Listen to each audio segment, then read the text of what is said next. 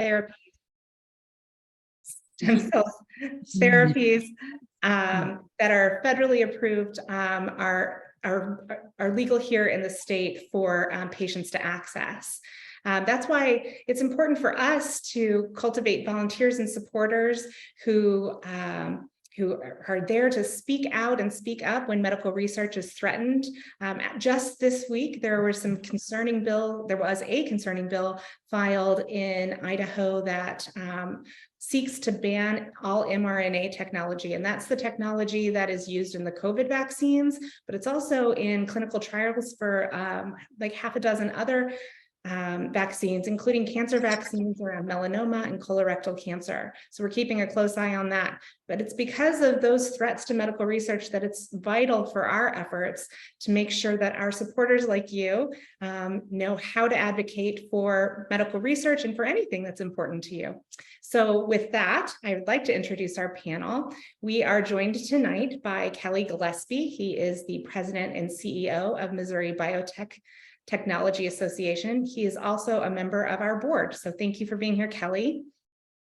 Senator Robin Wright Jones, she is the executive director of the Empowerment Network Incorporated, and she's also a former state senator here in Missouri.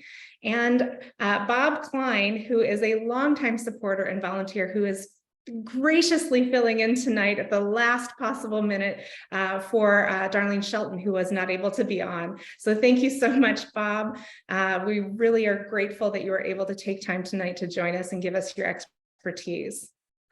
This first question is for all panelists, and I'd like to know, and maybe we'll start with you, Kelly. Can you tell me a little bit about yourself and why you first began advocating for issues? You know, for me, I walked in off the street to a campaign in 1986, and I didn't know if I was a Republican or a Democrat, but I knew that this campaign was going to be starting. I'd seen the notice in the paper, and I went in to volunteer because I had a nighttime job. I was bartending. But I had a New Year's resolution that I wanted to do something to give back to my community in Kansas City.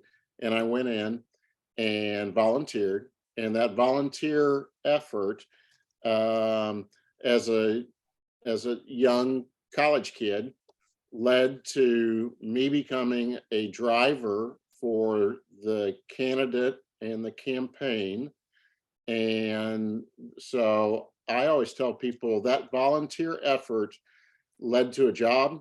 It led to a career that I'm still doing 37 years later, and led to a lifetime of great memories. And I was not driven by either a conservative or a liberal or a policy approach. I just wanted to be involved. And I didn't know anything more than, well, if you're going to help, if you're going to find good people to get into office, you better help them.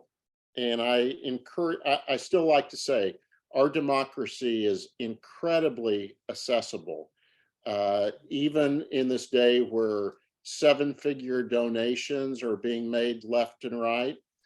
It is still a people game, and a person can make a difference. And I am so glad that I noticed that little blurb in the newspaper that a campaign was starting, and that, as luck would have it, I walked in, they thought I was a spy. No one volunteers this early. Well, and no one comes in and just doesn't want anything. Well, I didn't. I just wanted to try and be helpful for a few hours a week.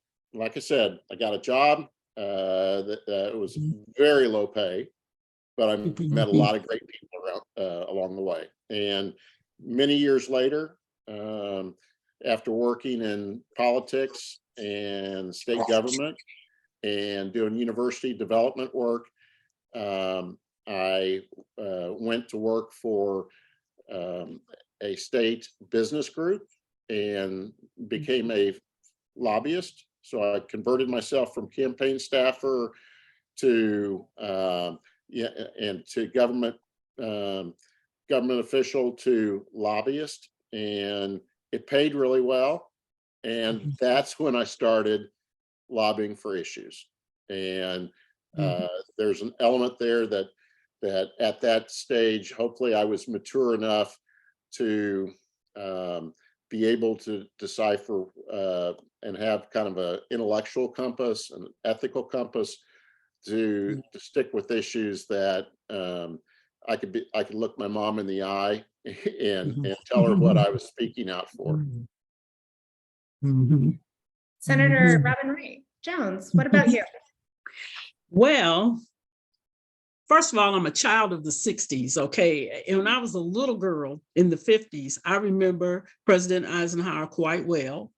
I remember the Nixon Kennedy debates. I remember those the Democratic and the Republican conventions. As a little kid, I was, it was enthralling to me. I don't know why, but it was.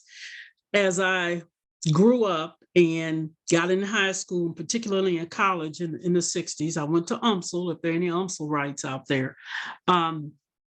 I became, there we go, Bob. Maybe that's where I know you from. His name is familiar. Um, I was active on campus and I was active. My purpose was to give back. Not that I had so much, but I had an ability, I felt like that I could work in the community and make things better, whatever that was. I became a classroom teacher. I was very concerned about education and what was happening there. So just being involved in the community, very much like Kelly, just wanting to make things better somewhere. But the thing I want to say for sure out there to everyone is there's somebody watching you. If you're involved just doing what you're doing, there's always somebody watching, and they'll step to you with an opportunity. Pretty much that's what happened to me. I loved working in the back rooms. I loved it. I love politics. I like working there. Never had a desire to be an elected official, but you never know what opportunity is going to present itself. And because people watch, they'll come to you and say, hey, we've done this, we need this, we think you would be a good candidate. And I ran and I won. I was Shirley Chisholm, unbought and unbossed. I beat the machine, and it did like to kill them. It took them 12 years to get me, but they got me, but that's okay. I had 12 years to make a difference. It was very important. And because I had been involved in community, I was on many different boards, and I was able to bring all that information and those contexts to my desk in the General Assembly. So when I'm voting, I'm really voting the voice of the people because I've heard it. I've been in the room with them. I've experienced it. I know what it is that they'd like. And I really felt like I was a very good representative and senator for the district that I have was the city of St. Louis, downtown, all of the neighborhoods that surround downtown as a rep. And then as a senator, I pretty much represented half of the city on the eastern side from Kings Highway forward. So, I was active, I was vocal, but I listened to the people and I carried their voice. That was important to me, that I did vote what they wanted. And Bob, you've been with Missouri Cares since the very beginning. Do you want to tell us a little bit about your journey into advocacy? You're muted.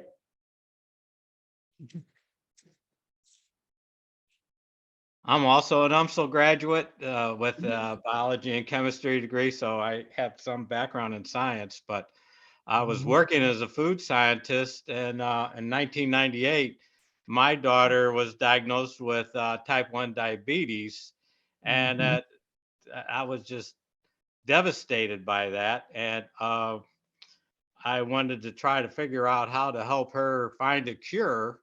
And so, and in 1998, I don't think I could spell the word governor, but I went to JDRF or JDF and asked them, what can I possibly do to help you? And they said, well, we want to start up a government advocacy group.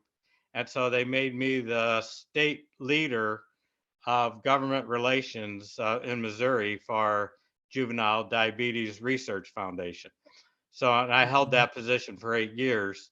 The in 2004, or actually it's 2003, I was a representative of JDRF at the Missouri hearings held by Matt Bartle, who was trying to put together a bill to outlaw stem cell research. So from that moment on, I've been involved. Well, that night on the way back from Jeff City, a group of us in a bus decided we were going to try to come up with our own initiative.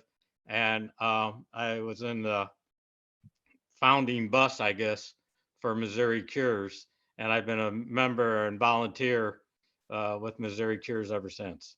This is one of my favorite stories, Bob. Yes, thank you. Thank you for sharing. We were generated in a bus full of advocates, which is just an incredible story. So with that, I just kind of want to talk about what are some of the basic steps to advocacy. And maybe Bob, do you want to start us off on that?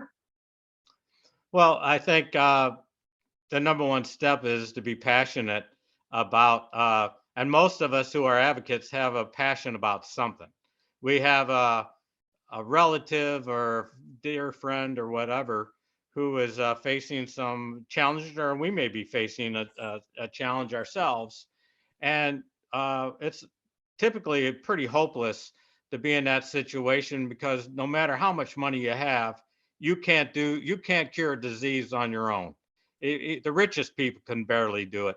So we need to have a lot of people in support of that. So the best place to get that support is through our government, and either at the federal level or the state level, because they can organize themselves to promote science and cures. So it's the passion of wanting to help, and then telling the legislators your story, and asking them to assist you on your quest to try to cure people. And Kelly, Bob mentioned the state and the federal level. You advocate at both of those levels. Do you want to maybe take a crack at what it takes to start the basic steps of advocacy? You know, I think most people make it too difficult, and they try and learn perhaps too much before they put themselves out there. And the fact of the matter is, when you're in a situation like Bob mentioned just there, you've lived it, and you're living a reality, and you can share the truth. And the truth is that in that case, on that public policy ask, please let's let medical discovery advance. Okay, so it's not much more complicated than that. That people are counting on that very simple truth. And I think that more than anything else that I've seen, what holds people back, what holds volunteers back, what holds some of my members back that are involved with us as an organization, is that they don't want to make a mistake. They don't want to get stumped with a tough question. They, for some reason, just don't have enough confidence to initiate a conversation on their own. And please know that for the most part, as you approach that staffer in that office that you're trying to get to the elected official who can actually cast a vote, or talking to that elected official themselves, they're only going to be able to register just a few things about your conversation. These poor people are inundated all day long with 100 different pressure points coming at them. And so for you to be able to get a moment of their time, introduce yourself as a constituent, and tell them why you were motivated to drive down and see them, and ask them to listen to you for a moment, and then be respectful of their time.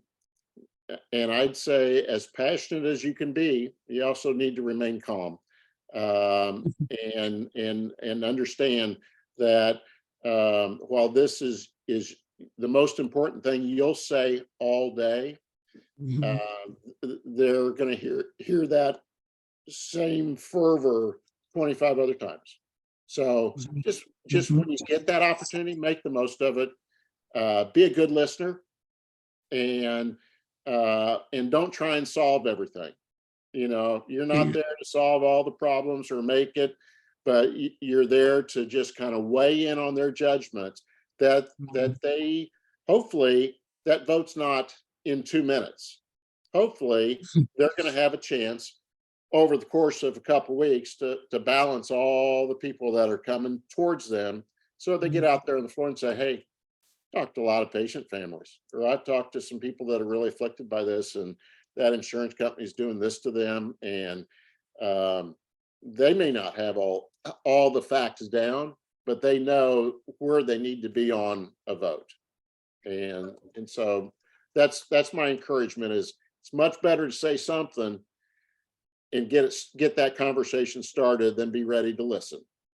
Well, that actually leads very nicely into my next question, which is, what is the best way to communicate with legislators and their staff? But what I'm hearing, though, is there's approaching the topic with a sense of authenticity, and from your point of view, is really important when speaking to legislators. Senator Wright Jones, what are your thoughts? My formula for the advocate is be bright, be brief, and be gone. Just remember it like that. Be bright, know what you're talking about. You can be passionate, be brief, get your elevator speech together, 3 good talking points, and then be gone, essentially. Pay attention to their time. You're going to hear a million different be bright, be brief, and be gone before the day is over. That's important. It's important to be there. It's nothing like being there in person. I would also suggest that if you're going, go as a group, have your hat, your t-shirt, your armband, your color, whatever it is, so that it's more memorable. Different, everybody learns differently. Some people need to hear it, see it, or taste it or touch it, but be visible as a group. And if you're going to the Capitol in Jeff City, be sure and reserve the rotunda, because all the noise in the rotunda will permeate through the building. Anybody's office, wherever that is, they're going to hear what happens in the rotunda. So when you hear that hue and cry, whatever it is, we're going to hear that, and we will remember who was at the Capitol. But be bright, be brief, and be gone. And then we'll remember that too. So sometimes when you're advocating for something, you have to talk to people that that are opposed to you. How do you address a legislator that that is not on your side? Bob, do you have any tips for that?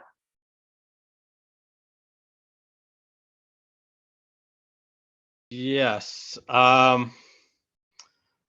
And that's the biggest surprise you come across is you go and call on somebody, and you tell them that you're representing 37,000 Missourians who have type 1 diabetes, and it's not just your own child, but there's 37,000 people in our state that are dependent on you getting your message through. Mm-hmm. And it's very surprising to hear somebody to be even opposing it, but you should try to find out what that legislator is informed, what he's trying to accomplish while he's in office. And many times you can tie your success into his success. If he's business oriented, curing diabetes is a great business opportunity.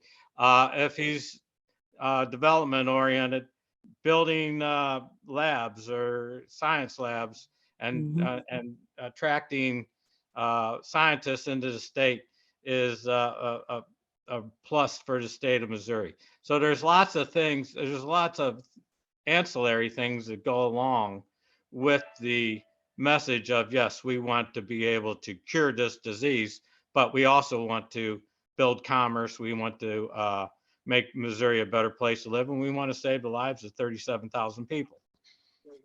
And I think nobody on this call probably knows more than Kelly Gillespie that medical research here in Missouri is an enormous economic driver. So Kelly, do you want to talk about that for a second?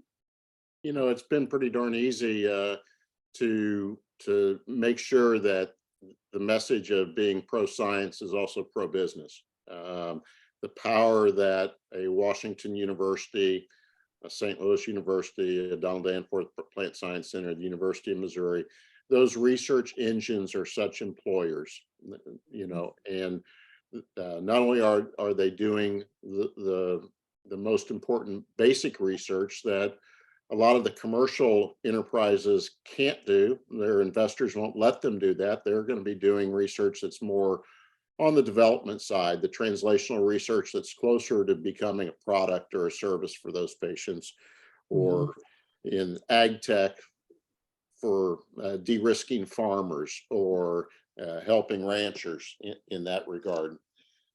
You oftentimes can prevail and win out if you set up other juxtapositions that may move them. You may find someone that is absolutely anti-mandate and is going to stand on that mandate moniker that, we just can't force insurance companies or employers to cover this benefit until such time as you find something that afflicts their family, and you look at the other bills that they have sponsored, and they're a champion for toenail fungus, and you bring that into the realm so that they can understand that perhaps they've not been consistent, and again, you don't show them up, but I think it's really important just to do your homework, learn everything you can about the people that kind of are assigned to you, that you're going to go in and see. The fact that you definitely ought to see who is your elected official, because people pay attention to constituents, because they're going to have a relationship with them, going door to door or knocking or seeing them at community events. If you're going as that group, make sure that the leader of the group plops down a list of the people in attendance and shows them where they're from. Or on that commercial side, when I go into leadership offices and I'm got a parade of companies behind me taking in 10 or 15, I gather up their business cards and I politely give that to the chief of staff or the legislative aide, so they know who came into their office, and rather than each person having to do that. It is about being brief and to the point, giving them a meaningful leave behind. Look around those offices. They do not have room for these big, thick packets and policy papers and white papers. Folks, as soon as you're out that office, that gets put in the trash can, because they just don't have the room, nor do they probably have the time to digest it. They're probably going to do just what all of us do, of looking it up on Google as best they can. And so it may not be sourced and worded the right way that we prefer, but the leave behinds are really a thing of the past, and you're going to have to meet people how they're operating now. So that kind of brings me to, we've talked a lot about just popping into people's offices and talking to them on a specific day, but when is the right time, and when is the right, what is the right way to attempt to influence policymakers? Is that popping in the office? Is that writing a letter? Is that sending an email? Is a social media blast? Senator Wright Jones, what are your thoughts? It's all of that, actually. When you go in the office, I think it's important, especially when you're meeting somebody who's opposed to what you're there about, is to give them statistics about their district. Let's talk about how many of your actual voters are impacted by this particular issue. So facts are very important. Transparency is very important. You're educating them on your particular issue, whatever their reticence is about accepting it. I always say, for the voter, you want to talk to your elected official, but you have two. You have an elected official who is over your place of employment. That's another one to talk to, because that's where the business side comes in. You know, who is the rep and the senator for where I work, especially depending on the industry you're in. So that's another person that you can go and see. It's important to bring the reality into the office to talk with whomever you're talking to. In most cases, you're going to see federally, you're likely to see staff. In Jefferson City, you'll run into your legislator, you know, in the hallway maybe. But also, I also say you want to go to the committee meetings. You want to testify in front of everybody. You want to know who's on the committee. You want to know who the chair of the committee is. You want to know who the minority party leadership is in that committee. You want to know who you're talking to, and you want to know what's going on in their district. That, you know, that's what they say they care about. That's what you need to bring to them individually. And it does make a difference. Yeah. Yeah. Bob, have you had the opportunity to testify in committees? Yes, I've the one I talked about in the very beginning back in 2003. I was involved in in the giving testimony about stem cell research in the original hearings in Missouri, and I've been in a couple different committees in DC because did both. Actually, I was mostly involved with JDRF on the national level in DC, and then because of this whole stem cell issue coming into Missouri, that's when I got on a couple different uh, committees and gave my testimony as to uh, why I was an advocate for us, the causes we were looking for. And most of the times it's always been around uh, stem cell research, recombinant DNA, genetic engineering of some form. Now I guess it's going to be mRNA next, whatever. Well, so I feel like for advocates that I've had in the past, there's a lot of fear around testifying at a committee hearing. And a lot of people aren't as comfortable doing that, maybe as they are just talking to a legislator or picking up the phone. Is there any advice that you could give or any wisdom that you could share that could maybe set some of the folks that are here tonight at ease about going and testifying? Well, typically, if we're a group of like Missouri Cures, if we're going to go and testify, uh, we're not going to rely on Bob Klein to give the scientific background. We're going to bring in some top scientists with us who are in support of it that can cover the details. The people like the Bob Kleins or the guys we're the people who are in need of the research. And we're the ones that have family members who are needing the research. And we'll bring our experts along with us to cover any of the technical details. That's great. And I think, again, going back to that authentic voice coming from what you're passionate about and what you care about. So that kind of leads me into this next question, which is what information is helpful for organizations like Missouri Cures to give to their volunteers? What's important information for volunteers to receive before they communicate with legislators? Kelly, do you want to take this one? Certainly, every organization that I've been part of, if they're pulling together a Capitol Day, a legislative visit day, they're going to give you talking points, and they're going to try and boil that down. And if they hand you a sheet with 25 different topics for you to learn and study, you're going to need to ask the question, what two do you really want us to talk about today? And be brief and stick to the script. Don't try and overwhelm them or try and impress them with great knowledge. The main thing is be real, and whether you're testifying in a committee or showing up in their office or catching them in the halls,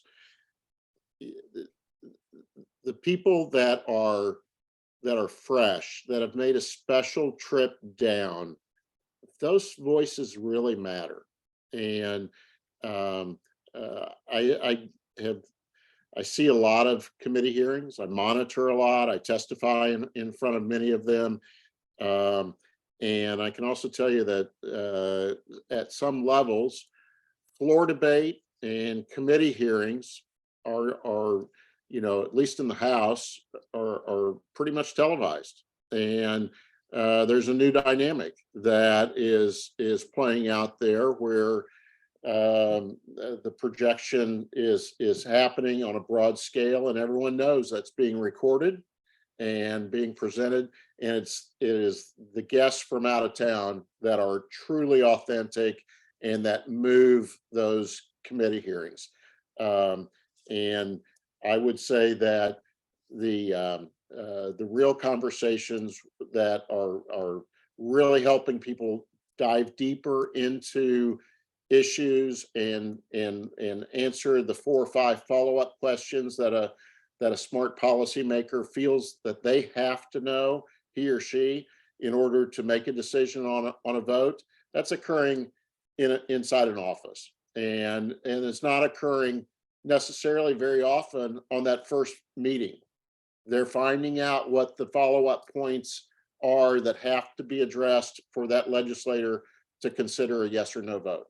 And so be aware of that. But again, if you're going as a group, the group is there to tell authentic, true stories, and you're there to represent someone larger than just yourself. So you got to be a team player.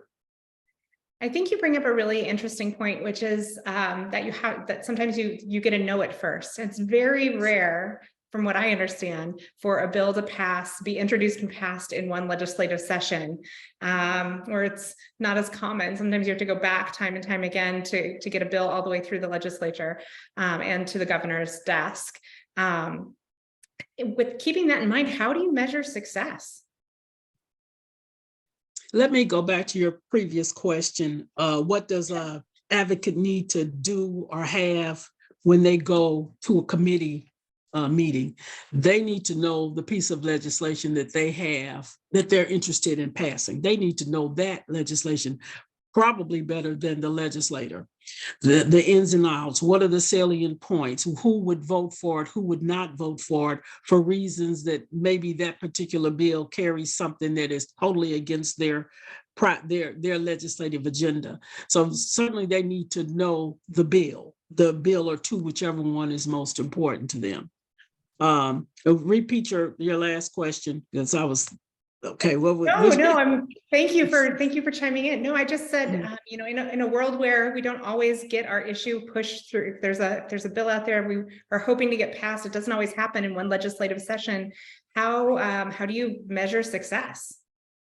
That it happens. Right, that it does happen. You keep plugging away at it, it continues to get heard. Perhaps it continues to get to committee, and God, if it gets to the floor, I mean, that's a happy day. You might as well get some fireworks going with that. And I'm sure Kelly has heard this before. When I was in the House, and especially when I went to the Senate, the thing was the House makes noise and the Senate makes laws. Okay, that's how we operated. The House makes the noise and the Senate makes the laws. It's first of all, you're there because you believe in something. You're impassioned. You want to make a difference, and especially with bills that impact maybe a family member or yourself. So when in any progress down the road is success. It gets filed. It shows up in the Daily Journal. You filed a bill. You do a press release about it, and it gets down to it's actually heard in a committee, voted on, and voted out of the committee. That's progress. And the next thing is to get it on the calendar and get some debate on the floor. That's important. It gets a little better every year. It does take a while. One of my big pieces of legislation was a demonstration program to raise prostate cancer to the level of awareness and activity that breast cancer is in the state of Missouri. We have a Well Woman program, but prostate cancer is just as important to the family and to the male individuals in the family.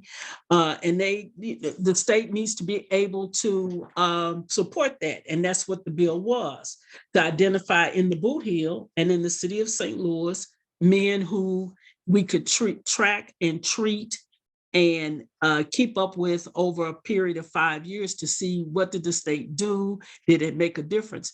The Department of Health and Human Services was supposed to have gotten some money to really create a program. They got a little bit of money. We had pamphlets to pass, but we didn't get where we wanted to get. But I started that bill in the House and I passed it in the Senate. And it didn't sunset till 2017, but we've been working to bring it back because prostate cancer is an issue. It's a public health issue. It's an issue in the community. It affects the economy of the household. It affects everything as it relates to the man himself.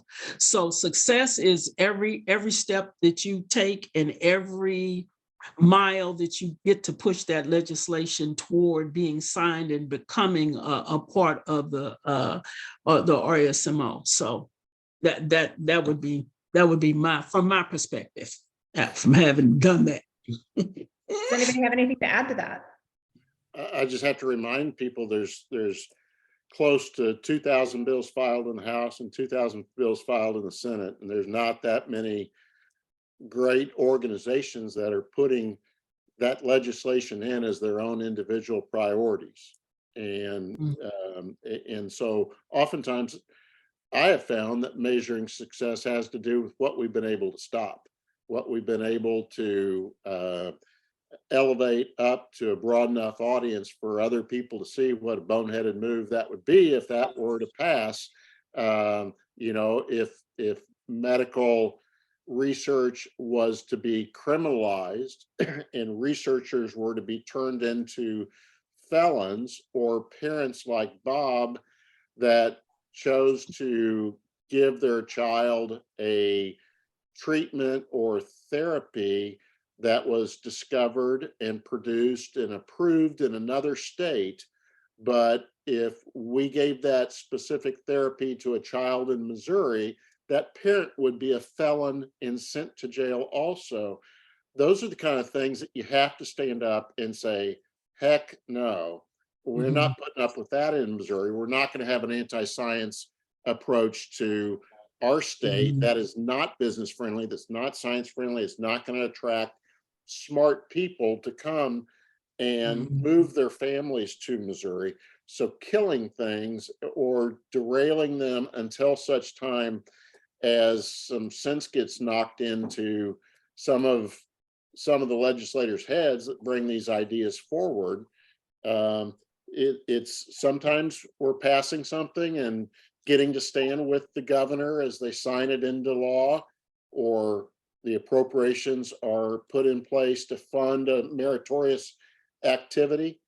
But just as often as not, probably I have 5 times the items that are on my plate that I'm watching that are not just bills that are moving, but once they're filed, they can become amendments at any point in time. And you know what? I've got to be on the ready to send to Senator Robin Wright Jones from her office on the 4th floor, running down to the 3rd floor to throw her body out and say, hold on, time out, let's talk about this. What are you trying to do here?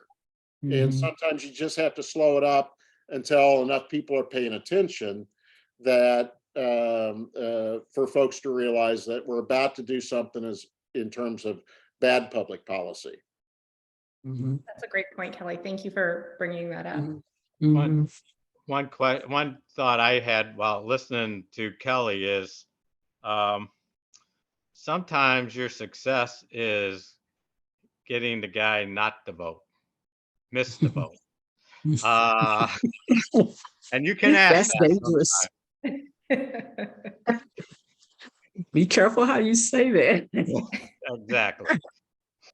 Get him to miss a vote. Ooh, okay. There've been some real antics around that across time.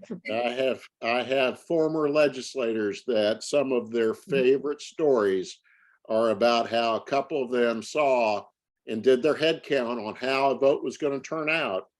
And you got 163 members in the House, and it's pretty close.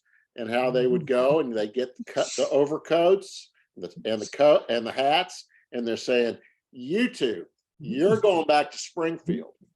And they'd walk them to their cars, and they were protesting the whole way. They go, "No, you got to, you have to, you have Yep. to leave." And sometimes they kind of police themselves, or somebody comes down with the flu, Mhm. but they're seen out at dinner a little bit later. Seems like a plot to the West Wing I saw. Yeah, or they get locked in an office down the hall from the chamber. Yes, missing a vote. That's a whole novel in and of itself. Well, we do have a couple questions from our audience members, so I want to make sure that we get a chance to ask them. The first one is, in your time as an advocate, what was your most rewarding experience and your most challenging? Bob, do you want to take this one?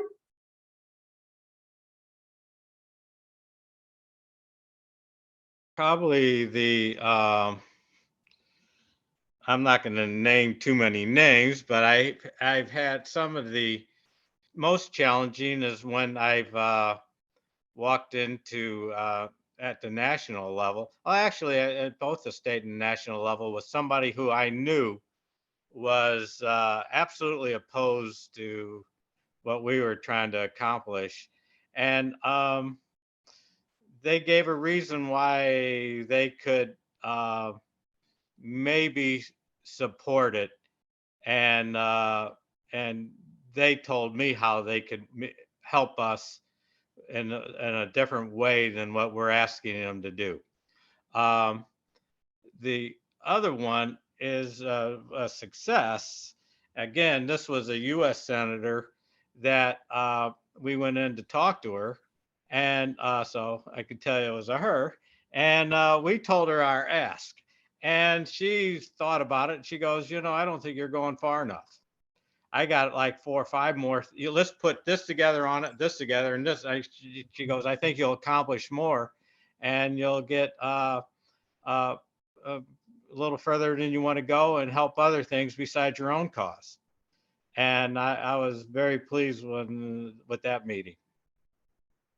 Does anybody else have anything they want to add to that question? All right. Go ahead, Kelly. I'm sorry.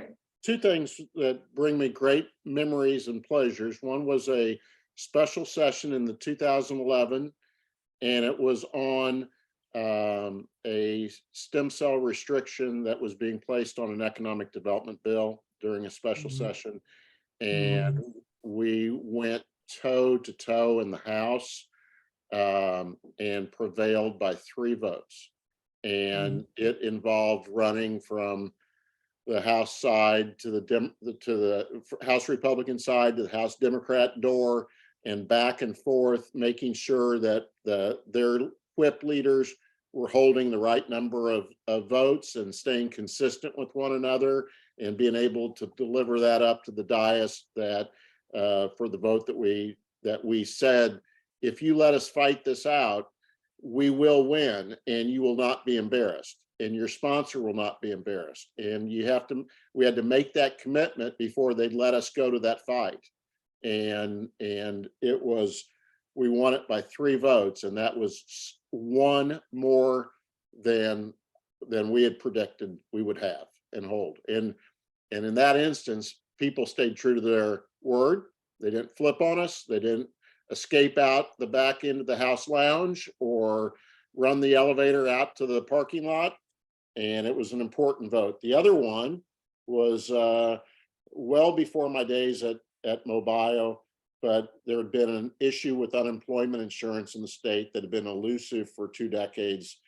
And it had been several sessions that nobody had been able to get it passed. And I was able to, head of the business group, sat down with the head of the labor groups, and we visited and listened to one another for over 70 hours, just two people, before we struck a deal with each other. And I got to draft that language, 130 pages. And that head of the labor organization shook hands with me.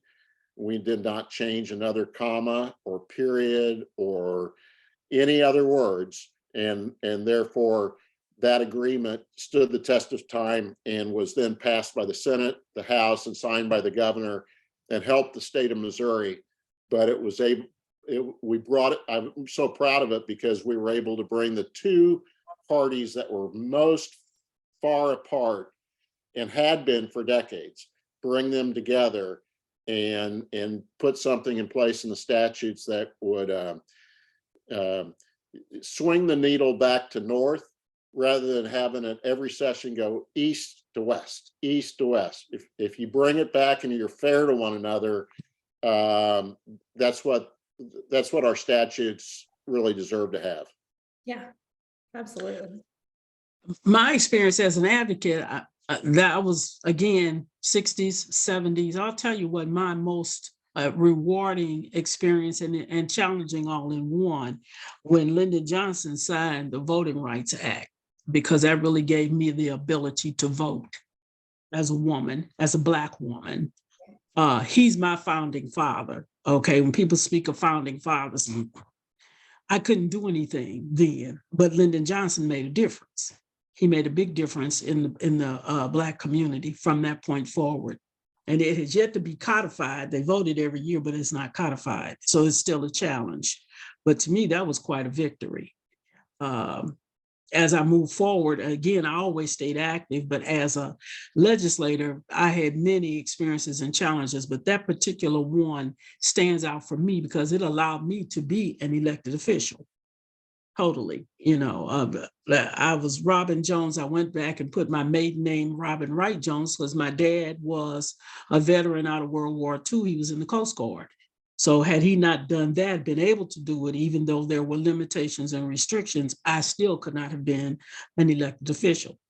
So for me, it's the historical side of it, quite frankly, which is politically historical, but that really stands out in my mind. That's, that that's particular, incredible that that's just been in our lifetime. So yes. Absolutely. Mm-hmm. The other question that we had was, how do you deal with volunteer fatigue? We all think about our issues every day, but not everyone does. Does anybody want to tackle that question? Mm-hmm. Don't wear out your volunteers. Just don't wear them out. Call them when you need them, and also, you have that responsibility to fully explain why it's important now and why it might impact them now, and let your volunteers use their judgment that, hey, now's the time. It would be great for me to pick up the phone and call. But again, if you're asked to do something, do something. Anything matters. Doing nothing and putting it off to later helps no one. So if you want to be part of any organization, be a team player, and also report back what feedback you got. If they say, sounds like a good idea, we want to hear that. If they say, go jump off a ship, we want to hear that. It is, and it's also responsible.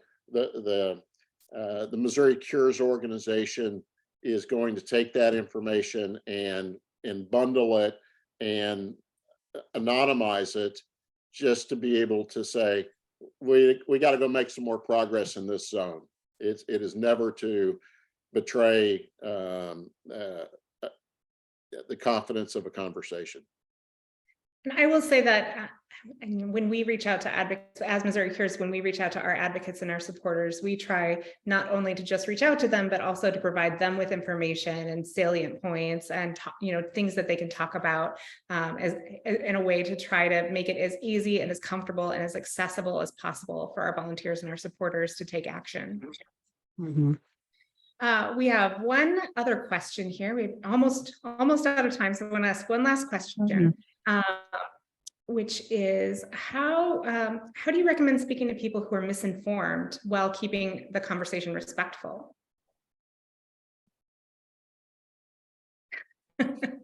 You Bob, speak the truth.